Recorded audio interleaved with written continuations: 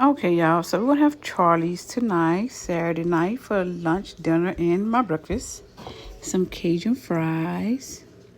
I found some Wingstop ranch in the refrigerator that I had, so I'm gonna use the rest of that. I'm gonna use this Popeyes wild honey mustard, see how it tastes. But I also bought two of their ranches.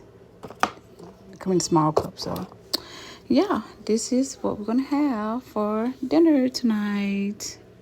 I went shopping, grocery shopping, so I didn't feel like cooking afterwards because we just got in and stuff like that. So I will probably cook tomorrow. So yeah, what y'all think? Have y'all ever tried this, Charlie's? Not old Charlie's, Charlie's. You know, it's in Walmart now. They used to have like McDonald's and stuff back in, Walmart back in the day, but now they got all fancy and got the Charlie cheesesteak and wings. So yeah, let me know if y'all tried this before. That's all I'm gonna have.